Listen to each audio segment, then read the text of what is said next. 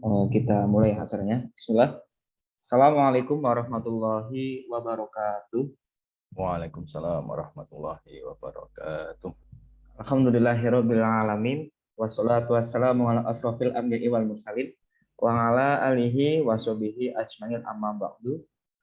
Segala puji bagi Allah yang telah memberikan kita banyak nikmat, terutama nikmat iman, nikmat sehat, nikmat sempat, dan juga berbagai nikmat ya yang tidak bisa kita sebutkan ya, karena kita hidup di dunia ini pun juga salah satu nikmat ya. Jadi kita sebagai hamba Allah, sebagai umat muslim juga sepantasnya harus selalu menikmati ataupun mensyukuri apa yang sudah diberikan. Tidak lupa salat salam kita haturkan kepada junjungan Nabi Agung Muhammad SAW beserta para sahabatnya dan para pengikutnya yang selalu setia hingga akhir zaman kelak. Dan semoga kita semua menjadi salah satu umatnya yang mendapat syafaat dari beliau di yaumil akhir nanti. Amin ya rabbal alamin. Oke, mungkin sebelum kita memulai acara, perkenalkan saya Zufar Aziz Zaman ya. Di sini saya masih mahasiswa, insya Allah. Di sini saya akan menjadi MC untuk sekaligus moderator untuk acara kita di sore hari ini. Sebelum memasuki acara pertama, akan saya bacakan terlebih dahulu mengenai susunan acara. Yang pertama itu pembukaan, yang kedua tilawah Al-Quran, yang ketiga sambutan, yang keempat acara inti, yang kelima doa penutup.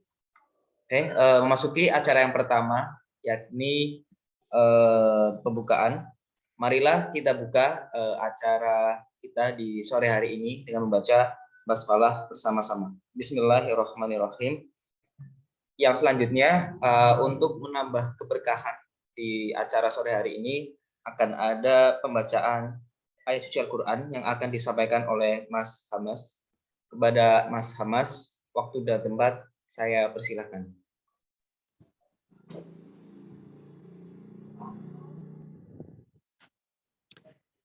Assalamualaikum warahmatullahi wabarakatuh. Waalaikumsalam warahmatullahi wabarakatuh. A'udzu billahi minasy syaithanir rajim. Bismillahirrahmanirrahim. Inna fatahna laka fatham mubina ليغفر لك الله ما تقدم من ذنبك وما تأخر ويتم نعمته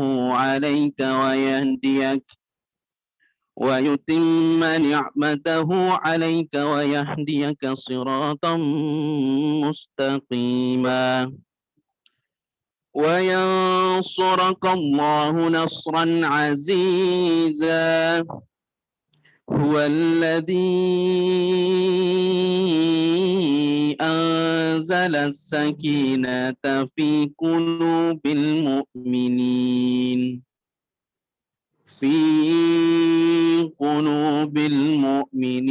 ليزدادوا إيمانا مع إيمانهم ولله جنود السماوات والأرض وكان الله عليما حكيما ليدخل المؤمنين والمؤمنات جنات تجري من تحتها الأنهار خالدين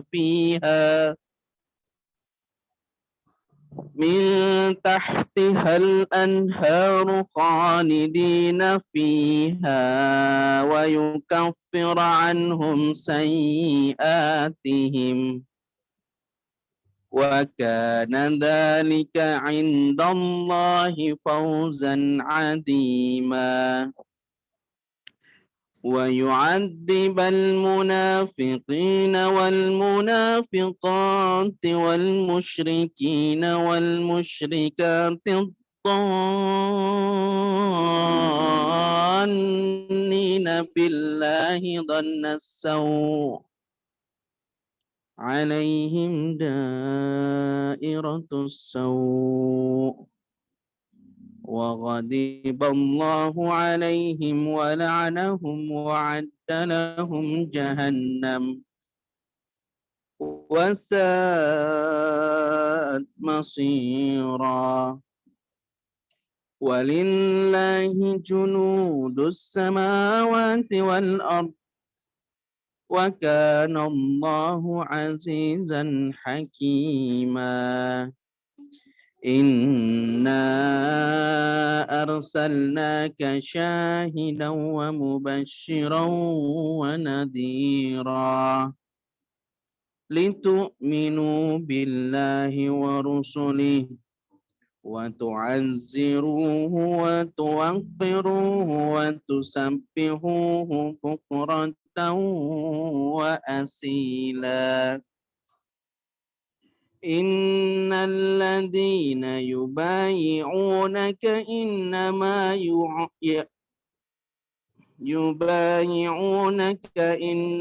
يبايعون الله يد الله فوق أيديهم فمن نكث فإنما ينكث على نفسه ومن أوفى بما عهد عليه الله فسيؤتيه أجرا عظيما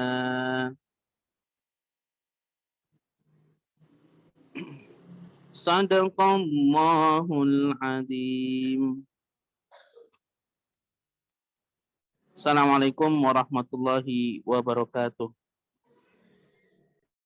Waalaikumsalam warahmatullahi wabarakatuh. Tuh.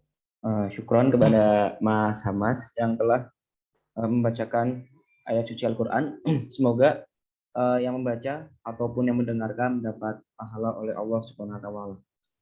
Amin ya rabbal alamin. Yang selanjutnya akan ada sambutan dari Ketua IKD Jateng ataupun yang mewakili. Kepada perwakilan dari IKD Jateng, waktu dan tempat saya persilahkan. Monggo, Ustadz Gusni, boleh ngasih sambutan dari sana?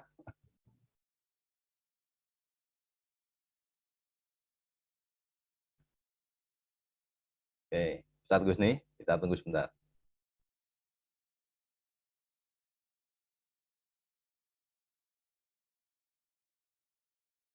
Oke, baik. Kalau enggak ya saya langsung enggak apa ya, Mas Arsad ya.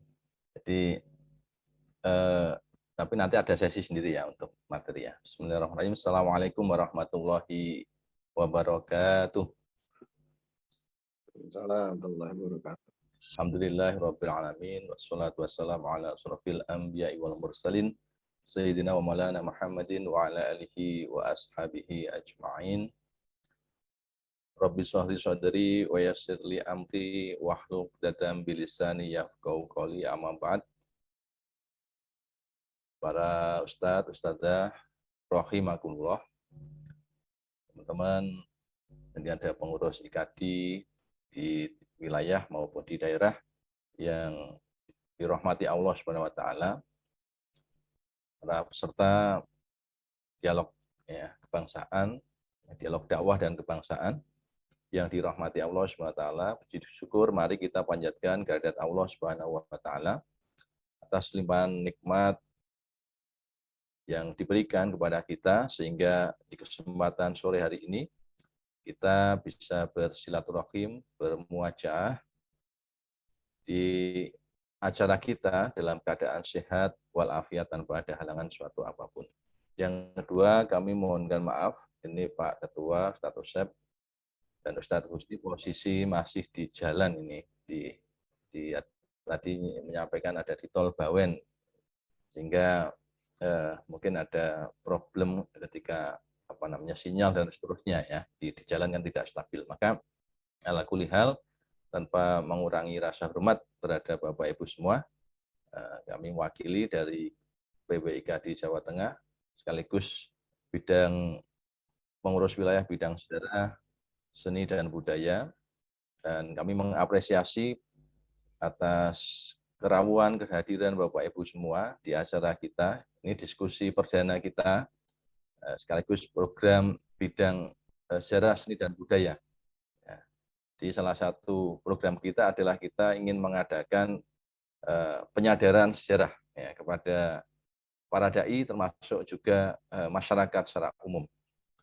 Yang pertama, yang kedua menumbuhkan literasi sejarah. Ya.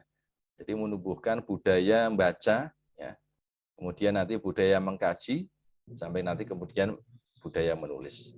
Sehingga harapannya para dai, termasuk juga masyarakat, itu memiliki satu pengetahuan, pemahaman, dan kesadaran mengenai sejarahnya. Insya Allah dengan itu kita akan lebih bijak di dalam kita membaca situasi zaman. Kita akan lebih memiliki satu kapasitas, kemudian kemampuan untuk melakukan penelaahan, pengkajian atas problem-problem sosial, budaya, dan kemasyarakatan yang ada saat ini, di masa lalu, maupun nanti di masa yang akan datang. Sehingga insya Allah, teman-teman sekalian, Bapak Ibu yang dirahmati Allah, mudah-mudahan ikhtiar kita ini Allah ridhoi, dan Bapak Ibu bersama-sama nanti kita bisa saling menggali ya, sejarah di wilayah Bapak Ibu masing-masing. Karena ini di tingkat pengurus wilayah, maka kita awali dulu dialognya adalah skopnya Jawa Tengah.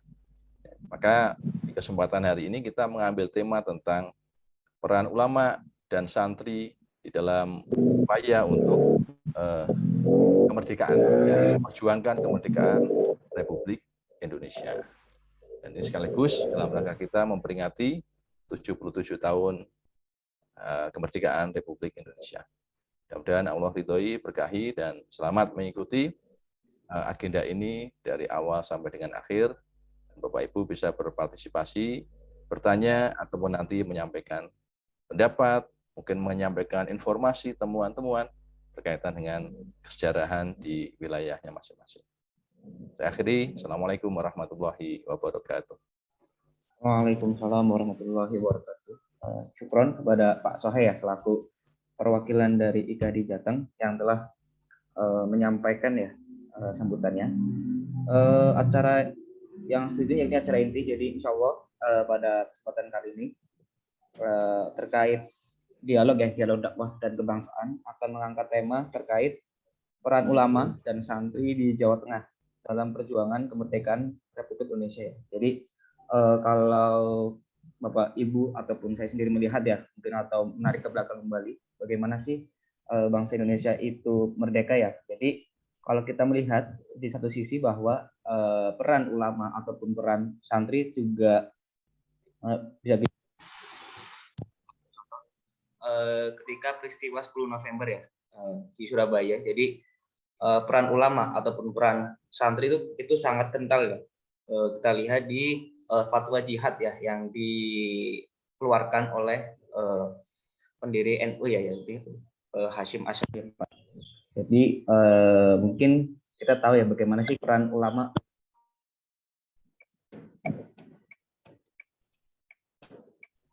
Jadi kita juga tahu ya bagaimana sih peran besar yang diambil oleh santri ataupun ulama. Tetapi kita juga harus mengetahui bagaimana sih peran dari santri ataupun peran dari ulama di tingkat Jawa Tengah. Karena terkait peran di Jawa Tengah, kalau diambil contoh di pelajaran itu sangat minim ya terkait literatur peran santri dan juga peran ulama di Jawa Tengah. Oleh karena itu nanti akan disampaikan lebih jelas dan lebih singkat dan jelasnya akan disampaikan oleh Pak Sohe.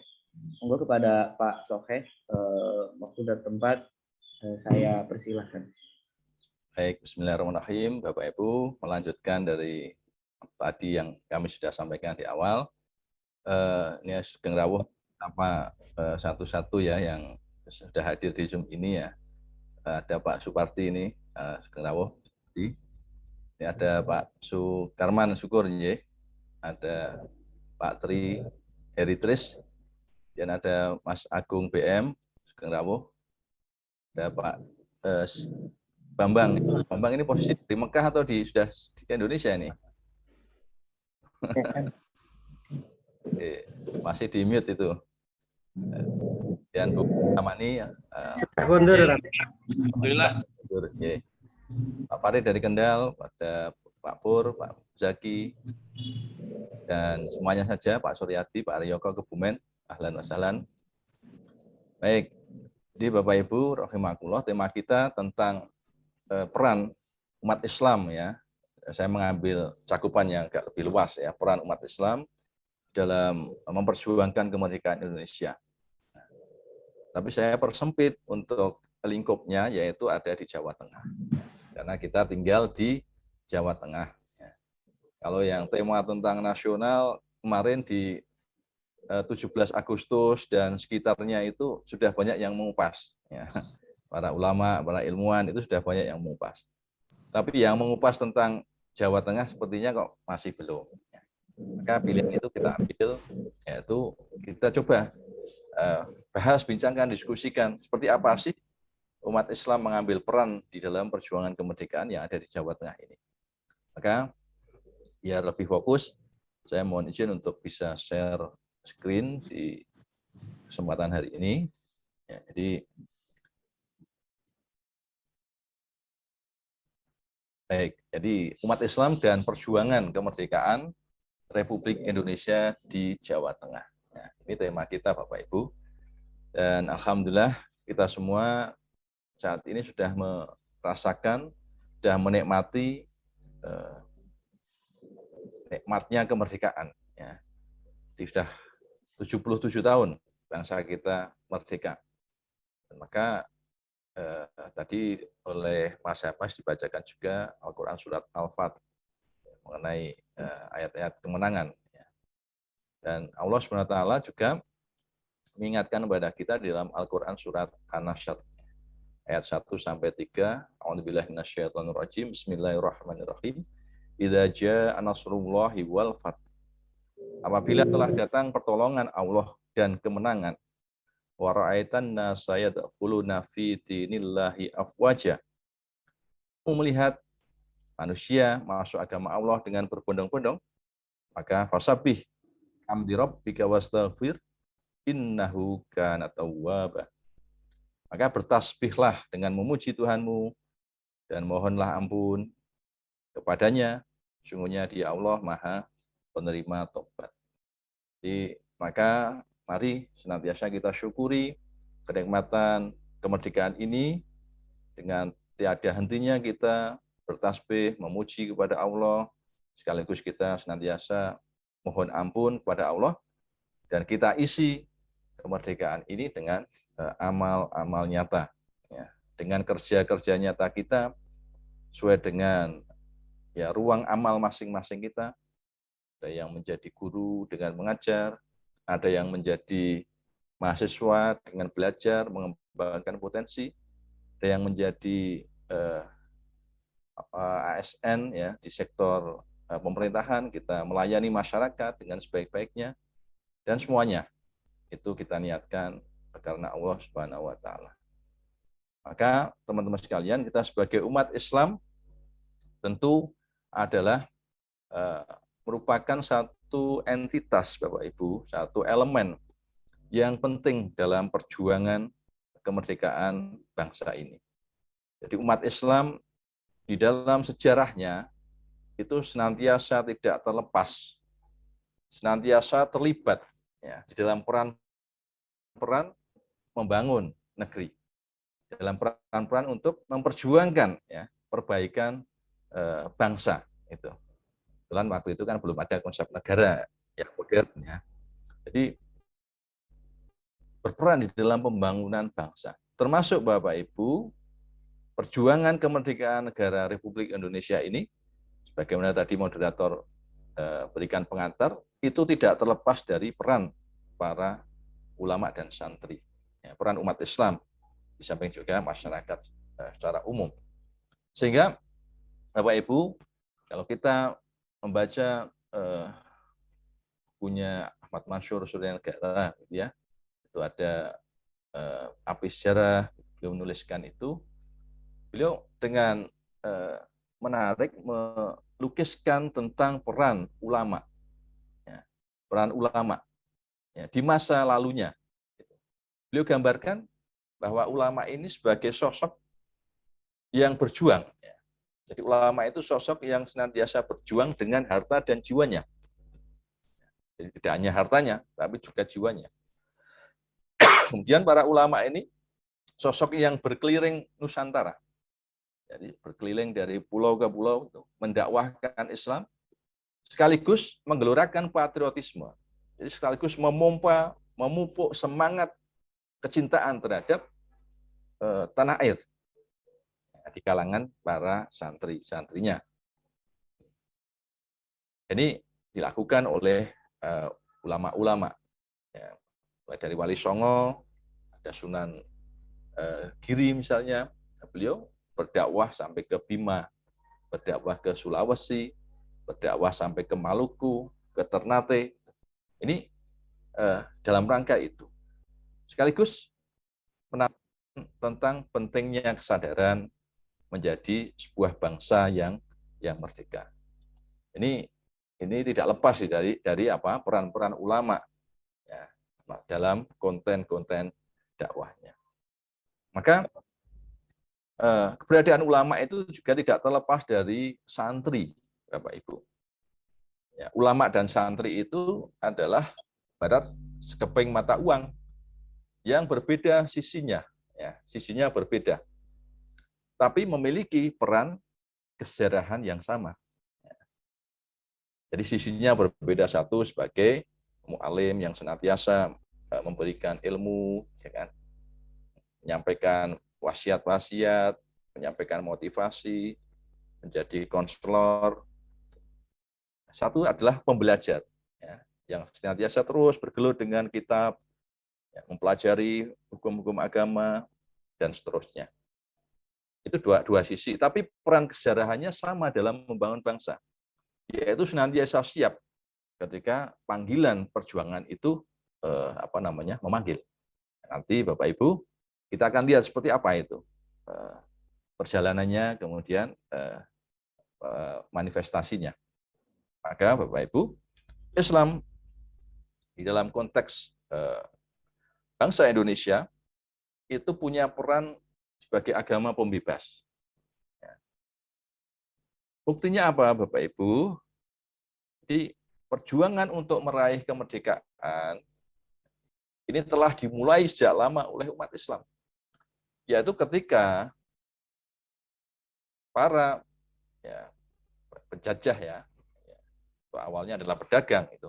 Pedagang asing itu masuk ke wilayah Nusantara yang awalnya dengan berdagang, membuat kongsi dagang, atau sekarang ya perusahaan multinasional begitu, awalnya mendarat di Banten, kemudian mengembangkan perdagangannya di Batavia, ya, atau waktu itu disebut sebagai Jayakarta, ya sekarang Jakarta. Kemudian berdagang rempah ke arah timur itu sampai ke Maluku, Ternate, Tidore, Kepulauan Banda. Nah, disitulah mulai umat Islam itu merespon kedatangan para pedagang yang kemudian punya misi di luar itu adalah misi kolonialisme, penguasaan wilayah, itu dengan melakukan perjuangan. Maka ini terlihat misalnya Bapak Ibu, sebut saja Fathahilah. Fathahilah ini berperan, ya, seperti gambar ilustrasi yang di atas ini berjuang di dalam membebaskan Jayakarta, membebaskan Jayakarta sehingga dikenal sebagai waktu itu kan Sunda Kelapa, ya, Sunda Kelapa kemudian menjadi Jayakarta. Penamaan Jayakarta sendiri itu dari bahasa Arab Fathun Mubin, ya, jadi kemenangan yang paripurna, kejayaan yang sempurna gitu. Di Sumatera Barat ada Tuanku Imam Bonjol, di Jawa Tengah DIY itu ada Pangeran Diponegoro. Di Nusa Tenggara Barat kita kenal ada Syekh Muhammad Yainuddin Abdul Majid, dan daerah-daerah yang lain, Sulawesi Selatan, di Kalimantan Selatan, di Sumatera Selatan, dan daerah yang lain di Nusantara itu punya semangat yang sama untuk mengusir bangsa Barat yang bermotif menjajah. Maka ini menjadi satu awalan Bapak Ibu munculnya kesadaran sejarah bagi umat Islam dan bangsa Indonesia nantinya. Ada 4 tahap. Ya, maka tadi di awal saya sampaikan kesadaran sejarah itu menjadi penting sebagai modal insani kita untuk membangun bangsa ini.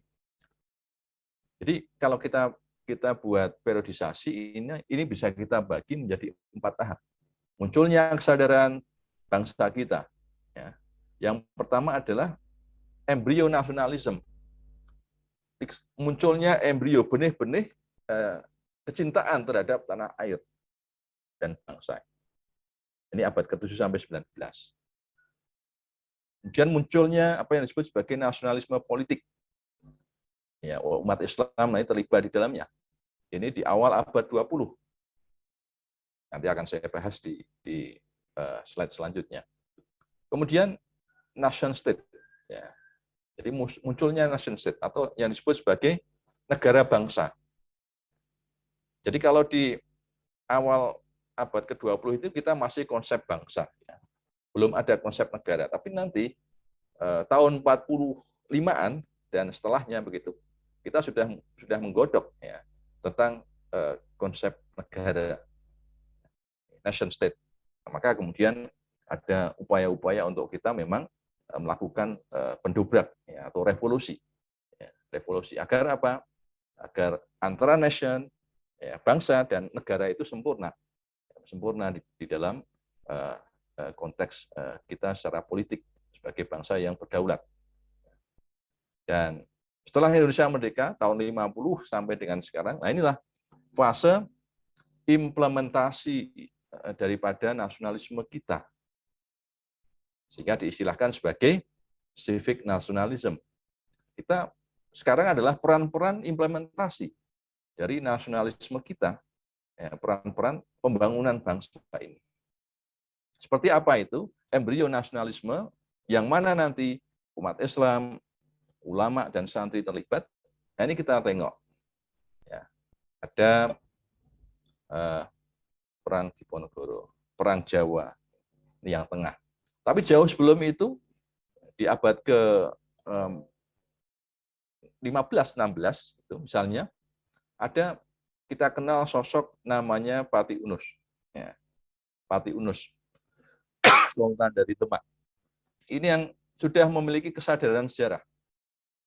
Sekaligus juga ada Putri Ratu Kalinyamat. Ini yang ada di Jepara.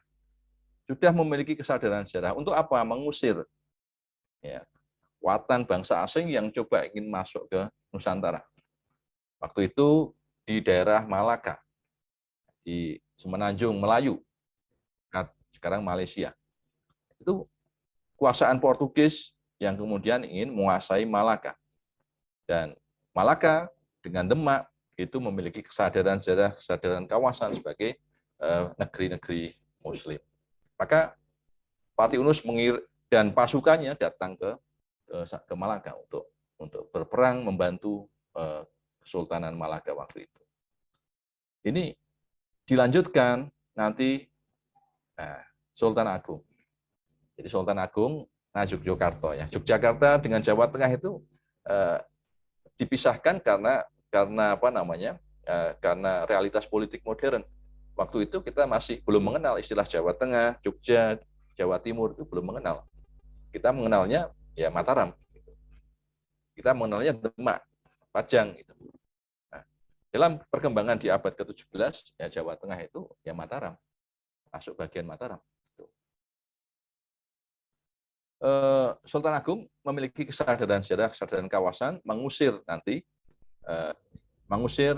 penjajah, ya, mengusir VOC dari Batavia. Dan setelah itu dilanjutkan oleh Kiai Haji Ahmad Rifai. Ya, Bapak Ibu, ada yang di sini yang tempat tinggalnya di daerah Batang? Coba saya ingin lihat, ada Bapak Ibu yang domisilinya di Batang? datang. Oke, belum? Kendal, Bapak. Nah, kayak Kendal ya, dekat-dekat dengan Kendal ini. Ya, jadi beliau memang menimba ilmu di Kendal. Sosok Kiai Haji Ahmad Rifai ini menimba ilmunya di Kendal. Masa kecilnya di Kendal. Kemudian ketika beliau kemudian melanjutkan pembelajaran agamanya di Tanah Suci, ya, di Mekah gitu. Kemudian sepulangnya beliau sempat pulang lagi ke Kendal, tapi kemudian beliau ditugaskan untuk mengembangkan dakwah di daerah Limpung. Nah, jadi beliau mengembangkan dakwah di desa Kalisalak. Bapak Ibu ada yang pernah ke sana, itu dari Jalan Besar Limpung itu masuk 10 km. Itu ada desa Kalisalak. Itu penghasil emping, ya, emping melinjo. Ya. Nah itu ada sosok namanya Kiai Haji Ahmad Rifai.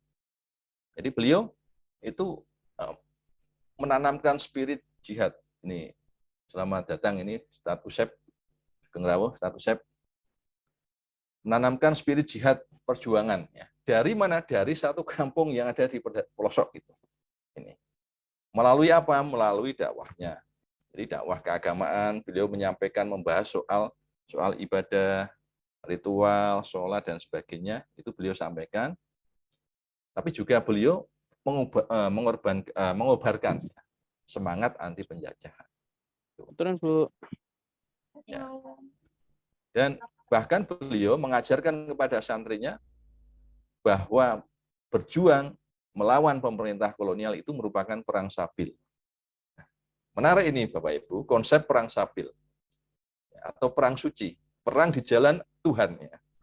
Kalau orang Barat itu menyebutnya perang di jalan Tuhan. Ya, kalau kita umat Islam perang di jalan Allah, fisabilillah. Itu menjadi satu konsep yang umum ya di daerah-daerah di Nusantara ini. Di Aceh itu muncul perang sabil. Ya, di sana ada syair-syair yang dituliskan untuk mengobarkan ya, semangat perjuangan. Maka gerakan Rifaiyah ini kemudian mampu membuat penjajah ya Belanda itu menjadi kelabakan gitu, menjadi terguncang sampai akhirnya kemudian beliau ini diasingkan ya, diasingkan ke Manado. Ala kulihal meskipun beliau diasingkan, beliau sosok ulama yang produktif, ya, menulis karya itu kitab yang dikenal sebagai tarjumah, kitab-kitab tarjumah ini ditulis dalam bahasa huruf Arabic, ya, huruf Arabic. Nah, ini ajaran-ajarannya itu diamalkan oleh pengikutnya dan bahkan sampai sekarang Rifaiyah itu tersebar di Kendal. Tadi Pak Farid ya. Di Kendal ada di daerah Rawasari ya Pak Farid ya. Kemudian di Batang sendiri, Pekalongan dan ke selatan nanti ke Wonosobo itu ada cukup besar di Wonosobo, daerah Kretek, Pemalang, Pati, Jakarta dan lain sebagainya. Jadi semangat penentangan terhadap kolonialisme sudah muncul waktu itu. Nah ini yang oleh moderator tadi masih agak jarang dikupas ya di dalam pelajaran-pelajaran sejarah. Ini tadi saya sampaikan bagaimana tadi contoh Demak menyerang Malaka, Mataram menyerang Batavia tadi oleh Sultan Agung tadi menunjukkan bahwa kesadaran umat Islam terkait dengan patriotisme itu adalah berbanding lurus dengan kesadaran sejarah dan kesadaran kawasan. Maka penting Bapak Ibu, kecintaan kita terhadap bangsa dan negara dan kemudian perspektif kita dalam membangun bangsa ini ke depan itu punya korelasi, punya hubungan dengan kesadaran sejarah kita, sekaligus kesadaran kawasan, ya, kesadaran keruangan, kesadaran geopolitik kita. Ya. Jadi ini penting Bapak Ibu, sejarah dan geografi ini menjadi penting. Maka embrio nasionalisme tadi yang sudah dibangun oleh para ulama, para santri tadi kemudian berlanjut di fase nasionalisme politik. Ya, ini di awal abad 20. Ini generasi muda, kemudian santri, itu mulai bertransformasi perjuangannya yang awalnya fisik, kemudian menjadi organisasi modern. Nah, nanti akan muncul Sumpah Pemuda dan seterusnya itu. Dan dalam konteks Jawa Tengah, ini kita karena bahasan kita Jawa Tengah, kita lihat ada sosok Raden Ajeng Kartini. Jadi menarik Bapak Ibu, kalau kita baca surat-surat Kartini ya, kepada Haji Abendanon, Stella, kemudian sahabat-sahabatnya, memang Kartini kecil remaja itu memang lekat dengan semangat pembebasannya. Semangat, mungkin kalau sekarang ya feminisme ya. Cuman kemudian di masa akhir, seiring dengan kematangan intelektual, kematangan emosinya, kematangan belajar agama, jadi beliau belajar agama dari Kiai Soleh Darat. Ya, sehingga memunculkan semakin bertemu antara nasionalisme dan agama. Kemudian beliau mengembangkan sekolah pendidikan, ya, sekolah wanita, sekolah keputrian. Ini memunculkan nasionalisme politik. Kiai Samanhudi ini melalui Syarikat Dagang Islam itu juga nasionalisme politik. Meskipun penekanannya awalnya di bidang ekonomi, tapi juga punya konsen dalam kemudian mengangkat harkat dan martabat umat Islam dan bangsa. Ada Kiai Haji Ahmad Dahlan, ya, ini di Yogyakarta, Jawa Tengah waktu itu ya berhimpitan lah begitu dengan organisasi Muhammadiyah. Kiai Samanhudi tadi dengan Syarikat Dagang Islam kemudian menjadi Syarikat Islam. Yang awalnya ekonomi kemudian masuk ke politik menuntut pemerintahan sendiri. Termasuk nanti juga Nahdlatul Ulama dalam perkembangan selanjutnya. Maka Bapak Ibu, inilah model baru di dalam perjuangan umat Islam. Ya, sudah mulai sekarang berpikir ke arah organisasi, kelembagaan, penataan kelembagaan. Termasuk juga di dalam pendidikan. Ini ada yang dari Solo, tadi ada Pak Bambang, dan Bapak Ibu yang lain, misalnya, kita lihat di Solo, ya, sudah memiliki tradisi keagamaan yang panjang sebenarnya. Ada Pondok Jamsaren, itu di abad ke-18, ya, Pondok Jamsaren. Kemudian di awal abad ke-20, yaitu susunan Pakubuwono, dan para ulama itu mendirikan Madrasah Mambaul Ulum.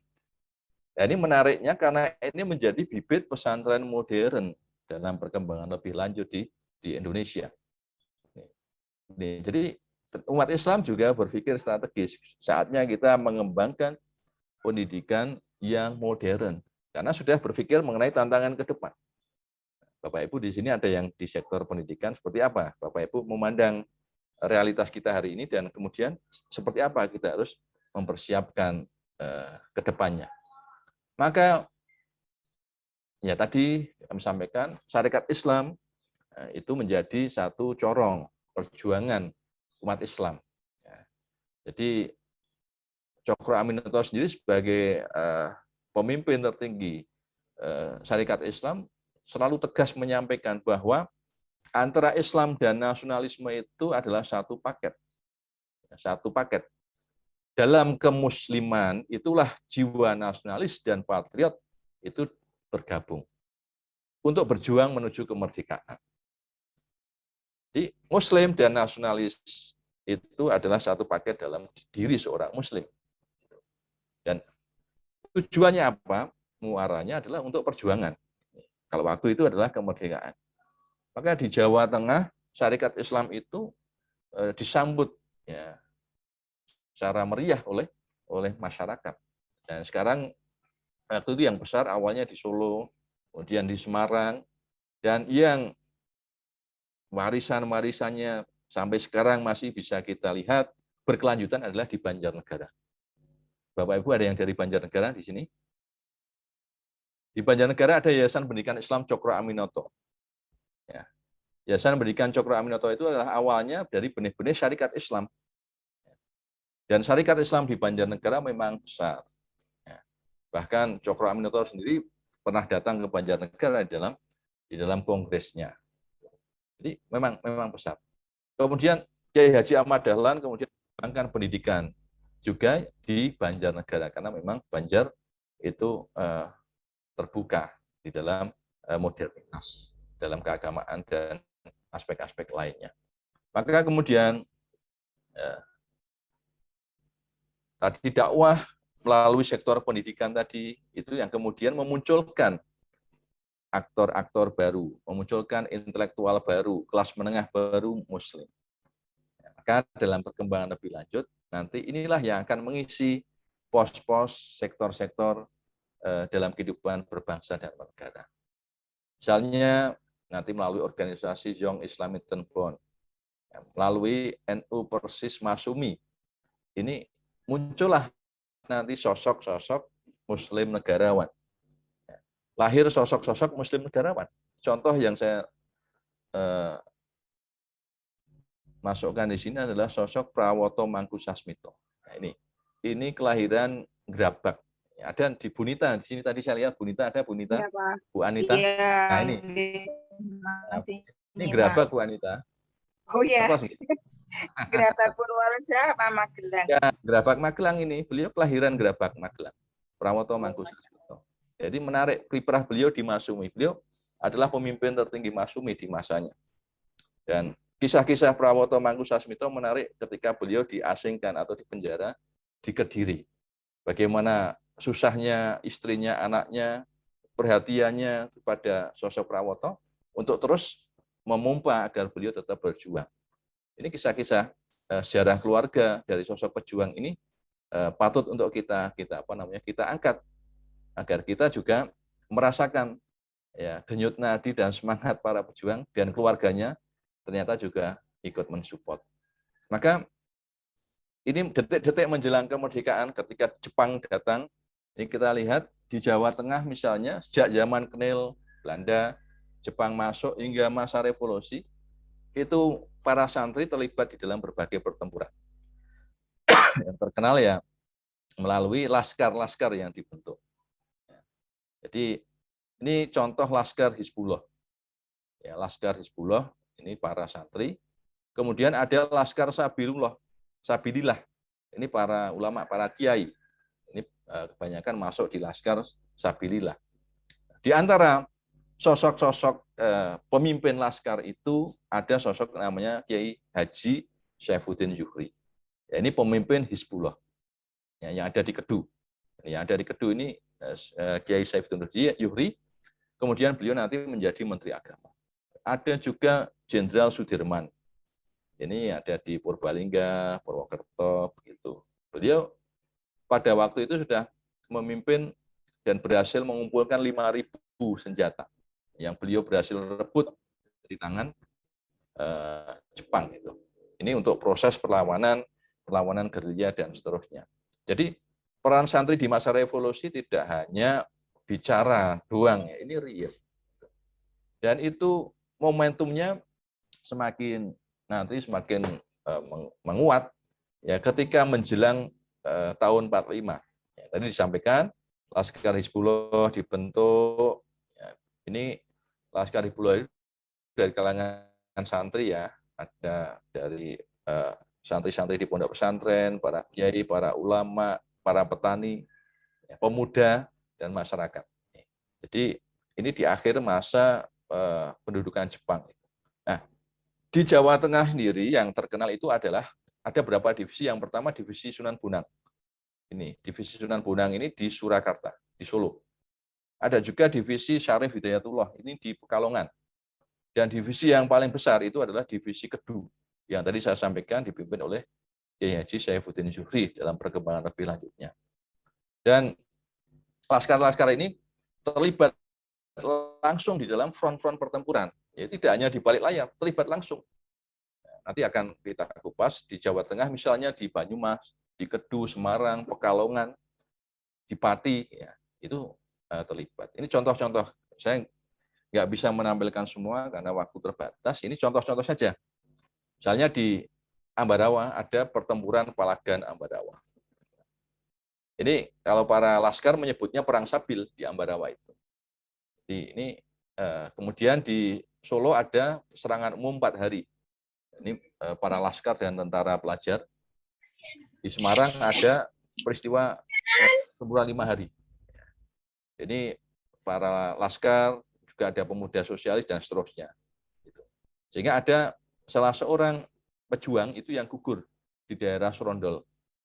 Itu adalah cucu dari Kiai Haji Ahmad Dahlan. Ya. Namanya Ahmad Dahlan. ini meninggal ya, di sekitaran peristiwa 5 hari di Semarang. Ini. Jadi di Magelang ada pertempuran Kampung Tulung di kota Magelang. Itu ada Kampung Tulung di Dengan punah saya itu, Pak. nah, monggo bisa cerita nanti Bu Nita. Nggih. Nah, oke, kemudian macam-macam ya. Ini kemudian di Banjarnegara juga ada namanya track bomb ya. Track bomb itu para laskar-laskar itu membuat pasangan-pasangan bom di bawah tanah ya. Dan rata-rata dipasang di jembatan. Sehingga kalau ada iring-iringan ya Belanda yang menggunakan tank dan seterusnya itu nanti akan terjebak dan terperosok ke dalam sungai. Nah ini di antara perjuangan-perjuangan waktu. Sehingga memang perjuangan di era revolusi itu penuh dengan nuansa jihad. Dan umat Islam di antaranya ya, pengaruh yang signifikan juga adalah pengaruh Thariqat. Jadi pengaruh Thariqat itu kuat ya, terasa di dalam laskar-laskar itu. Thariqat apa saja yang ada di Jawa Tengah, di antaranya ya, itu ada Saziliyah. Ya. Ini penganutnya adalah Saifuddin Zuhri tadi, yang menjadi komandan Laskar Hizbullah Kedua, ya, Kiai Haji Saifuddin Zuhri. Ada Thariqat Qadiriyah wa Naqsabandiyah. Ini Subhi, Kiai Nawawi. Jadi Kiai Nawawi itu di Berjan, Purworejo, Kiai Subhi yang ada di Paraan. Dan ada Thariqat Saziliyah yang masuk dalam Laskar Sabilillah. Kalau yang tadi kan Hizbullah. Itu Kiai Dalhar Watu Songol. Ini di Gunung Pring, Magelang.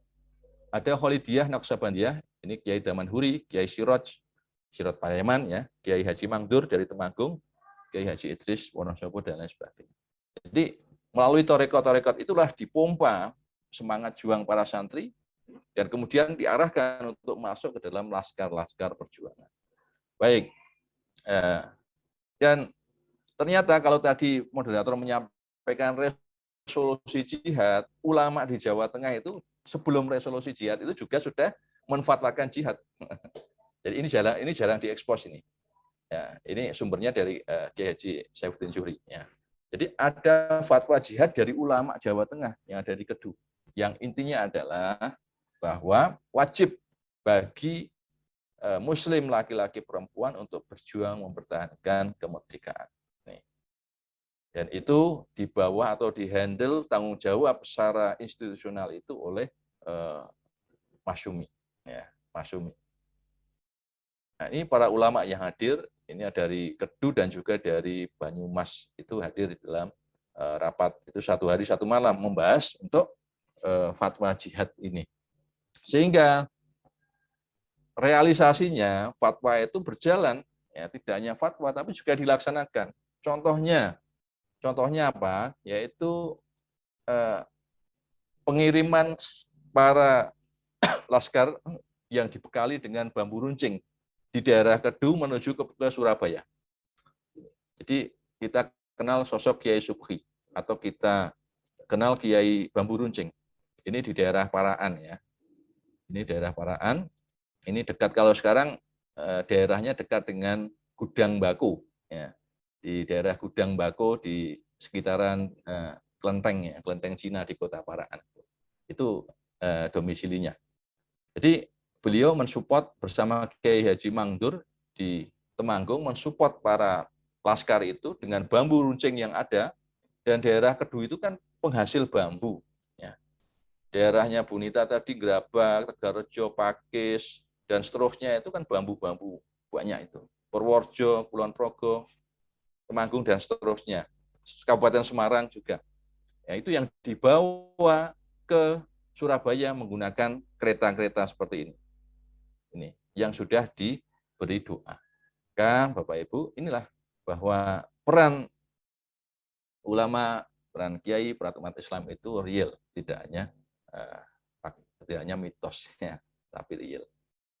Nah, maka saya akan hentikan sampai di sini dulu. Sebenarnya masih ada beberapa slide, tapi saya berikan kesempatan Bapak Ibu untuk kita diskusi dalam kesempatan ini ya, karena nanti biar tidak kepotong maghrib. Monggo saya kembalikan ke pembawa acara dan MC. Syukron nih kepada Pak Soheh yang sudah menyampaikan ya terkait peran dari ulama dan santri yang cukup kalau kita bilang ya bisa sangat besar ya di dalam mungkin upaya memerdekakan Indonesia seperti itu. Oke, monggo kepada Bapak Ibu sekalian bagi yang mungkin ingin bertanya, saya persilakan ya baik lewat chat ataupun raise hand. Ini sudah ada yang raise hand terlebih dahulu dari Pak Farid, monggo Pak Farid bisa langsung menanyakan saja. Terima kasih Mas Zufar Arsyad. Ini Ustadz Sofeh. Ya, Pak. Assalamualaikum. Ini menarik sekali materinya. Ini terkait tadi yang disampaikan tentang perjuangan kemerdekaan ulama itu ada hubungannya dengan tarekat. Nah, ini nyambungnya gini Ustadz. Di Kendal itu banyak stereotip masyarakat bahwasanya para ulama kiai yang berjuang itu pasti punya ilmu linuwih begitu Ustadz, punya kesaktian tertentu yang akhirnya banyak juga yang mengaku-ngaku punya ilmu yang diwariskan dari para ulama tersebut. Juga ada yang ngaku punya istilahnya senjata keris atau akik dan sebagainya yang konon itu diklaim sebagai warisan dari ulama pejuang ini. Gimana menurut Ustadz? Terima kasih. Baik, oke, menarik Pak Farid dari Kendal. Jadi perjuangan di sektor politik, termasuk juga perjuangan di dalam pertempuran, itu kan namanya perjuangan itu akan selalu memberdayakan ya berbagai resource yang diperlukan untuk kemenangan. Dari lahir maupun batin, berbagai strategi itu dilakukan. Dan para ulama, para kiai itu memiliki satu bacaan sendiri bagaimana memerankan dirinya di dalam proses ini. Ya. Ada yang para kiai itu ada yang sudah sepuh, ya, kayak Kiai Subhi, Kiai Mangdur tadi yang saya sampaikan tadi, Bambu Runcing tadi ya, itu sudah sepuh. Maka peran-peran beliau tidak kemudian perang di medan laga, tapi beliau kemudian lebih kepada tadi toreko, kemudian riyadhah melalui doa, ya, mujahadah, yang itu memang beliau konsen dan fokuskan ke situ. Ada juga para kiai ya yang kemudian memang beliau kiai yang masih muda dan beliau langsung memimpin laskar itu dan sekaligus menempa kemampuan fisiknya. Ya, kalau para kiai sepuh tadi adalah doa, ya, mujahadah, ya, dan seterusnya. Kiai yang masih muda, termasuk Kiai Saifuddin Nujuri itu masih muda waktu itu, ya, karena beliau kelahiran 1906. Jadi kalau di tahun 45 kan berarti masih 40-an kan, masih muda lah. Itu langsung memimpin latihan-latihan kanuragan. Jadi silat, ya, kalau bahasa sekarang itu aji kekebalan itulah mungkin kekebalan itu. Nah, kalau ngomongin lebih dalam mengenai tadi pernak-pernik yang ada, kesaktian dan seterusnya itu, ya memang secara real di lapangan ada. Maksudnya ada fenomena itu, ya kan, ada fenomena itu. Tapi itu tidak bisa kemudian kita gebiah-uyah bahwa itu berlaku umum dan berlaku kepada siapa saja. Ya. Karena para kiai yang diberikan kesempatan amanah untuk mendoakan Bambu Runcing itu Kiai Subhi. Paraan tadi, Kiai Subhi. Bukan kiai-kiai yang lain, Kiai Subhi. Maknanya apa? Padahal beliau tidak keluar-keluar. Beliau tidak, mohon maaf ya, tidak, kalau sekarang kan tidak iklan di YouTube lah. Itu. Tapi para laskar, kemudian para kiai itu mengakui tentang kekuatan yang beliau miliki. Dan hal itu kan memberikan sugesti ya. Beda saya misalnya yang ngasih doa, Pak Farid yang ngasih doa dengan para ulama yang memang betul-betul sudah kedekatannya dengan Allah ya sudah kuat, wali lah kalau istilah sekarang waliullah ya, atau khalilullah, orang yang mencintai dan cintai Allah. Itu memang lain. Mengenai aji kekebalan kemudian macam-macamnya di tingkat lapangan itu ada. Tapi saya tidak bisa menyampaikan itu bahwa itu fenomena umum, tapi ada itu dijumpai latihan kanuragan, Pencaksilat dan seterusnya. Kalau mengenai diturunkan atau tidak, nah, itu bukan kapasitas saya ya untuk menjawab. Ya ngaku-ngaku dan seterusnya itu kan ya banyak lah ya, banyak, tapi ya bukan kapasitas saya untuk mengatakan itu benar atau salah. Tapi ya fenomena seperti itu, fenomena di masa perjuangan seperti itu sampai dengan sekarang, kalau kita tanya kepada para pejuang itu akan selalu muncul rasa heroismenya. Saya pernah berjuang, saya pernah punya ini, saya pernah punya itu, dan pasti akan selalu menunjukkan kelebihannya kepada orang. Nah, kita, kalau saya ya, sebagai sejarawan, itu saya akan istilahnya dalam bahasanya itu skeptis, memunculkan skeptis, tidak langsung membenarkan. Ya, tidak langsung membenarkan. Tapi kita akan uji, kita akan lihat bagaimana masa lalunya, sekarang, dan ke depannya seperti apa. Nah, begitu Pak Farid, matur nuwun. Oke, matur nuwun, Ustaz. Oke. Mungkin itu Pak saya yang dari chat ya tadi ada. Ntar saya bacakan. Yang pertama, sejarawan Indonesia Indo-Belanda G.J. Racing mengungkapkan bila penjajahan Belanda ke Indonesia tidaklah benar 350 tahun. Sebab waktu itu di Nusantara banyak kerajaan-kerajaan yang punya otoritas terhadap wilayahnya. Mohon pencerahannya. Ya, betul sekali. Ini Bu atau siapa ya, Zid Nasya Corner. Ya memang. Jadi konsep Indonesia itu kan baru muncul di awal abad 20. Ya kan? Sebelumnya belum ada namanya bangsa Indonesia. Waktu itu dikenal Nusantara. Masa Majapahit itu dikenal Nusantara. Kemudian masa kerajaan-kerajaan Islam, Kesultanan Islam itu dikenal negara Demak, kan? Negara Pajang, negara Mataram. Tapi bangsanya kita masih mengenal bangsa Jawa. Kan? Ada bangsa Melayu, Sumatera. Ini. Jadi konsep bangsa itu waktu itu masih terpecah-pecah. Belum ada konsep Indonesia. Imajinasi tentang Indonesia tadi saya sampaikan di awal abad 20 dan kemudian mengkristal di 1928. Nah, itu baru. Maka kalau dihitung, ya kita harus dihitung ini karena mengangkut angka ya, harus dihitung. Ya. Tidak benar bahwa Indonesia dijajah Belanda selama 350 tahun. Kalau itu yang kita ajarkan di anak-anak, maka yang muncul persepsi pada diri anak, generasi muda, itu adalah kita bangsa yang lemah. Karena 350 tahun kok betah men gitu loh. Ya kan? 350 tahun ini ngapa aja, kok tidur terus kok sampai dijajah lama begitu. Ini itu 350 tahun itu membangun persepsi pesimistik. Ya. Maka kalau saya balik. Bukan itu. Ya. Bahwa Belanda, ya, pertama adalah VOC, kemudian dilanjutkan pemerintah Hindia Belanda, itu memerlukan waktu yang lama untuk menguasai daerah-daerah di Nusantara, yang dalam perkembangan lebih lanjutnya, dalam konteks Indonesia modern, dinamakan sebagai Indonesia. Coba rasakan bedanya, Mbak atau Pak atau Bu Zid Nasya Corner. Rasakan bedanya. Satu, yang pertama, Belanda menjajah Indonesia selama 350 tahun. Itu rasa yang pertama.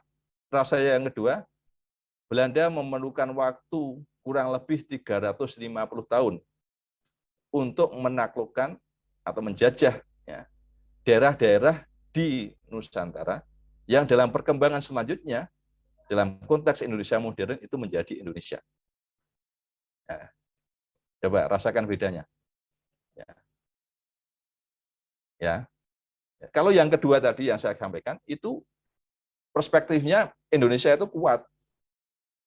Indonesia itu kuat. Ya. Kita tidak mudah menyerah, karena Belanda harus sampai waktu 3,5 abad itu untuk bisa menaklukkan. Dimulai dari mana?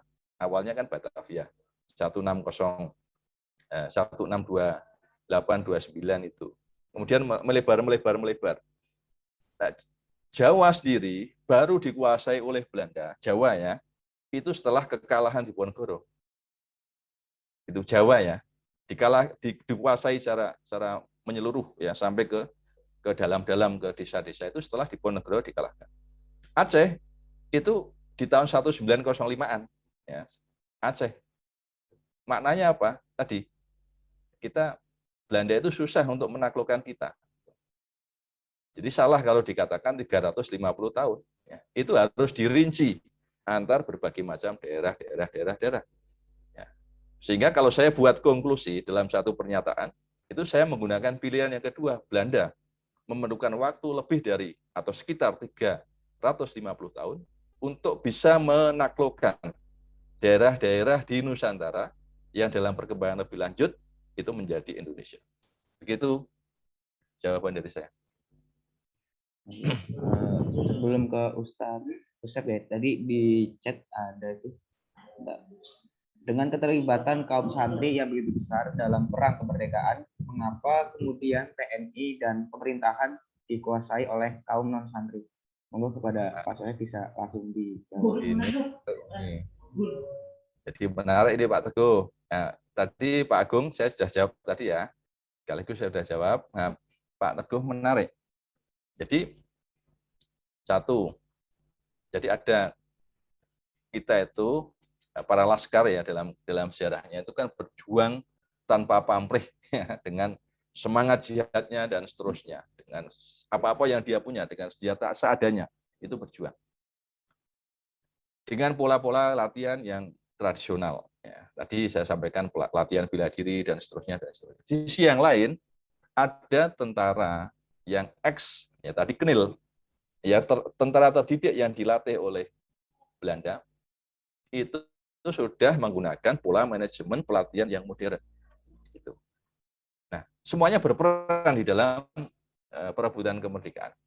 Tapi kemudian perkembangan lebih lanjut tentu karena namanya reorganisasi dan rasionalisasi kebutuhan tentara, maka posisi ya, karena secara didikan modern, persenjataannya juga lebih terkini begitu. Satu itu ya. Yang kedua, dalam beberapa aspek umat Islam termasuk juga laskar itu mudah terpancing, mudah terjebak ya, dalam pusaran isu-isu yang kemudian akan menembak umat Islam sendiri. Contoh, ya, respon para laskar di masa reorganisasi dan rasionalisasi itu, RERA ya istilahnya. RERA itu kalau bahasa sekarang itu perampingan. Atau mungkin ya kalau di kantor itu atau di perusahaan itu ya namanya di PHK ya. Seperti itulah ya, dikurangi ya jumlahnya. Ya, ketika laskar-laskar itu sebagiannya tidak bisa masuk diakomodir dalam tentara Republik Indonesia, maka kemudian muncul protes. Dan protes inilah yang kemudian dimanfaatkan oleh beberapa pihak. Contoh, nanti muncul DITI. Ya, di Kebumen muncul pemberontakan Angkatan Umat Islam. Di daerah Tegal, Brebes ke selatan itu muncul DITI. Itu adalah laskar-laskar yang terafiliasi ke dalam DITI, negara Islam. Sisi yang lain, ini yang Islam. Ada juga tentara yang berafiliasi kiri. Ya, itu kemudian melancarkan pemberontakan Merapi Merbabu kompleks, daerah Boyolali, Klaten, itu kan Semarang. Semuanya adalah melawan pemerintahan yang sah. Maka ini menjadi satu catatan hitam dalam perjalanan sejarah Republik Indonesia. Gitu. Nah, maka kemudian kita harus mengambil pelajaran itu agar hati-hati dalam mengambil pilihan-pilihan dan kemudian tidak terjebak dalam skenario-skenario yang nanti merugikan umat Islam, termasuk juga merugikan tadi kesatuan-kesatuan yang solid di dalam tubuh umat Islam. Itu Pak Teguh. Mungkin selanjutnya dari kita kesempatan Pak Usep untuk memberikan ya, karena tadi belum sempat memberi sambutan sekilas. Ada nggak Pak Usep? Sudah masuk belum? Nah, mungkin ya. Baik, bismillahirrahmanirrahim. Assalamualaikum warahmatullahi wabarakatuh. Assalamualaikum. Pak Dokter yang saya hormati, saya muliakan, saya nggak kasih sambutan ya karena sudah masuknya terlambat, mohon maaf. Mungkin ini pertanyaan saja, sekaligus juga penguatan untuk program di IKADI ke depan. Kita kalau kita dilihat dari panggilan sejarah, dan itu yang sering saya yakini dan sering saya sampaikan kampanye kepada anak muda, bahwa panggilan sejarah itu kita akan kembali bangkit 7 abadan, yaitu di abad ke-21, yaitu 2000, mungkin di 2024 ya, kalau tidak salah. Ya, namun persiapan untuk panggilan sejarah bahwa Indonesia akan bangkit menjadi besar itu, tantangannya adalah tentang hilangnya pelajaran sejarah dan keberminatan anak-anak muda terhadap pelajaran sejarah, ya, atau bukan pelajaran sejarah, memahami tentang sejarah Indonesia ini kelihatannya sangat kurang. Dan saya berharap Pak Dokter mungkin sekaligus bertanya dan memberikan saran untuk meluruskan sejarah Indonesia yang tadi juga disampaikan bahwa sesungguhnya Indonesia tidak dijajah 350 tahun, tapi Indonesia bisa bertahan selama 350 tahun untuk dijajah oleh Belanda. Ini kan lebih menarik. Kayak, mohon maaf ya, kayak yang viral sekarang ya, bagaimana pesulap merah bisa menjungkalkan para dukun ini. Pak Dokter, saya bagaimana bisa merubah pola sejarah Indonesia sehingga anak-anak kita ini, bangsa kita ini, anak muda ini bangga terhadap bangsanya. Ini mungkin nanti nyuwun tanggapan dari Pak Dokter, dan mungkin kalau ini saya sampaikan kepada seluruh yang hadir ya. Insya Allah Pak Dokter saya ini kita masukkan ke dalam aplikasi IKADI kita untuk bahas tentang sejarah. Dan mudah-mudahan yang disampaikan oleh Ustadz Sohei ini adalah meluruskan sejarah bangsa Indonesia, yang dimana umat Islam di sana berperan begitu sangat luar biasa. Demikian Pak Dokter, barakallah, dan mohon maaf tadi saya terlambat datangnya ya. Barakallahu fikum. Assalamualaikum warahmatullahi wabarakatuh. Waalaikumsalam warahmatullahi wabarakatuh. Ya, jadi terima kasih nih Pak Ketua ya, ada Ustadz Usep. Jadi kita itu di dalam cara kita mengambil pilihan-pilihan tindakan itu kan dipengaruhi oleh perspektif kita. Perspektif itu mempengaruhi pilihan dari tindakan kita. Dan kalau kita kaji, ya, perspektif sejarah itu satu perspektif yang masih jarang dipakai oleh masyarakat sebagai dasar dalam pengambilan keputusan. Pun di dalam dunia pendidikan, yang itu berbeda dengan Australia misalnya, yang memang mereka konsen bahwa sejarah itu punya kekuatan di masa depan. Kalau kita kan sering mempersepsikan sejarah itu sejarah untuk sejarah, sehingga kita istilahkan itu adalah antikuarian. Cara berpikir antikuarian itu adalah cara berpikir sejarah untuk sejarah, ilmu untuk ilmu, ya kan? Kita harus berpikir bahwa sejarah itu punya visi transformasi, visi perubahan. Perubahannya apa? Perubahannya adalah bagaimana kemudian mengarahkan manusia pada jati diri tugasnya. Bahwa Allah menciptakan kita itu dalam rangka dua saja. Satu, beribadah, yang kedua adalah khalifah, pemimpin. Dan kalau kita kerucutkan, kita peras, esensi dari kepemimpinan ini adalah menciptakan sejarah. Maka kita ingin menciptakan sejarah bagaimana kalau kita nggak belajar sejarah, ya kan? Itu nggak bisa. Kita ingin membuat sesuatu karena kita punya berbagai macam knowledge, pengetahuan, informasi berkaitan dengan sesuatu itu. Maka sekarang adalah bagaimana dua hal. Satu adalah penjernihan sejarah. Ya, dalam tanda petik tadi Pak Usep sebagai pelurusan sejarah. Ya, kalau saya lebih menggunakan kata penjernihan sejarah. Ya. Jadi karena kalau lurus itu seolah sekarang bengkak-bengkok itu ya. Kemudian diluruskan. Kalau saya karena masih ada abu-abunya, masih ada gelap-gelapnya, penjernihan sejarah. Itu menjadi proyek kita. Monggo sama-sama ke depan kita kawal umat Islam agar memiliki kesadaran sejarah untuk nanti melakukan penjernihan sejarah. Yang kedua, apa yang kemudian dilakukan adalah pewarisan sejarah. Jadi pewarisan sejarah ini mau nggak mau harus kita lakukan. Maka saya senang ini ada generasi sepuh, ada generasi Z, ada generasi milenial dan seterusnya, ini gabung jadi satu. Nah ini penting. pewarisan sejarah, ada dialog antar generasi. Ya, dialog antar generasi inilah yang perlu kita bangun agar sama-sama nanti kita punya semangat sama untuk membuat sejarah. Gitu, Pak Ketua, mohon matur nuwun. Saya kembali ke moderator. Mungkin ini terakhir ya Pak, dari chat kayak ada pertanyaan lagi.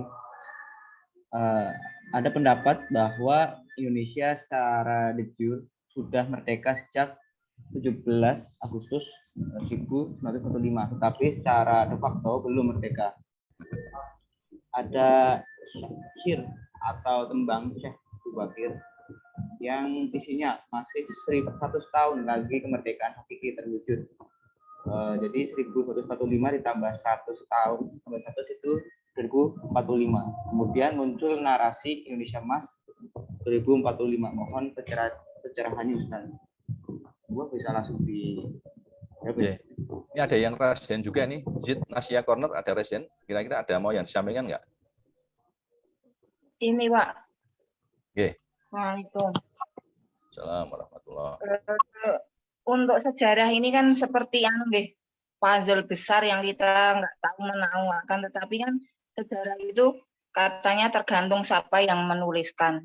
Nah ini juga tantangan ya buat mungkin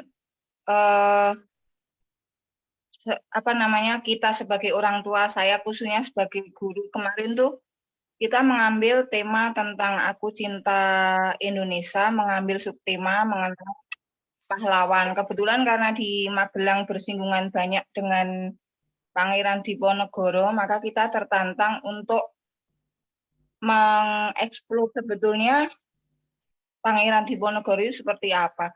Dan ternyata saya baru tahu juga ya, di usia yang hampir 50, baru tahu ternyata luar biasa ya perjuangan Pangeran Diponegoro. Kalau tadi lebih ada yang berpendapat lebih pada mistisnya kesaktian keris, tetapi ternyata secara ilmiah itu selain kekuatan ruhiyah, karena memang keris itu kan kalau sebelum ditusukkan memang di ujungnya ada arseniknya. Nah, yang saya usulkan ke Pak Sokah ya selaku pengamat dan pemerhati sejarah, mungkin bisa Pak dibuatkan buku nanti jadi penulis gitu Pak ya. Tokoh-tokoh itu loh, sehingga anak-anak itu punya greget inspirasi yang kalau tadi misalnya 350 tahun dari dulu saya juga nggak setuju, cuma apa alasannya gitu ya, ternyata dibalik seperti itu. Nah itu biar generasi muda itu tahu, tidak hanya sekedar kalau dulu pelajaran sejarah itu saya ingat hanya sekedar nama, lahir di mana, terus keturunannya siapa, kan, tetapi esensi dari apa yang bisa kan kurang gitu loh. Mungkin usulan saja buat Pak Sokeh. Oke. Supaya tidak terjadi bias sejarah. Oke, matur nuwun itu saja Pak. Assalamualaikum. Waalaikumsalam warahmatullahi wabarakatuh. Mungkin ini terakhir dari saya, kan sudah mau maghrib ini. Jadi dari Pak Suryadi atau matur nuwun ini ada satu perspektif tentang 100 tahun Indonesia Merdeka, Indonesia Emas dan seterusnya. Saya nggak mau terjebak pada itu ya. Cuman ada satu pola pattern dalam sejarah adalah sejarah berulang. Ya, sejarah berulang itu bukan peristiwanya, tapi pada polanya. Tapi sejarah berulang itu seperti apa? Kita harus lihat juga pada bagaimana perjalanannya ya, dari rangkaian waktu atau sekuen-sekuennya itu. Maka kalau itu perjalanannya itu perjalanan yang memang mengarah kepada pembentukan pola yang teratur, kita bisa lihat. Nah, apakah 2045 itu kemudian akan muncul kemerdekaan yang sejati? Wallahu a'lam. Ya, itu bergantung kepada kita. Dan bergantung kepada bagaimana kita mampu belajar dari masa lalu. Ya, tahun 45 itu kita merdeka, perjuangannya berdarah-darah, ya kan, fisik, kemudian harta, kemudian nyawa, kemudian pikiran itu kita kerahkan dengan satu musuh yang bersama. Nah, sekarang apakah kita sudah bisa mendefinisikan apa musuh bersama kita di masa kini? Kolonialisasi kita sudah berbeda sekarang. Kalau dulu kolonialisasi itu adalah perebutan tanah, perebutan lahan. Sekarang sudah enggak lagi, Bapak Ibu. Sekarang yang diperebutkan itu ruang angkasa. Yang diperebutkan itu adalah sumber energi. Yang diperebutkan itu adalah akses informasi. Maka ketiga kesadaran tadi mesti harus kita miliki di masa kini agar nanti kita bisa leading di masa depan. Mau nggak mau kita harus familiar dan mampu mendrive teknologi. Kita tidak disetir oleh teknologi, tapi kita mengarahkan agar teknologi itu mampu seirama dengan tujuan-tujuan kemanusiaan kita. Tujuan peradaban. Saya kira itu matur nuwun sangat atas partisipasi Bapak Ibu semua di kesempatan kali ini, termasuk usulannya bedah buku Ustadz Salim, Pangeran dan Diponegoro dan Jenny Sari, bagus dari Mas Hamas, bagus sekali untuk Bu Anita tadi. Dari saya sekian, apabila ada kekeliruan saya mohon maaf. Insya Allah jumpa lagi di lain kesempatan. Assalamualaikum warahmatullahi wabarakatuh. Waalaikumsalam warahmatullahi wabarakatuh. Terima kasih nih sebanyak-banyaknya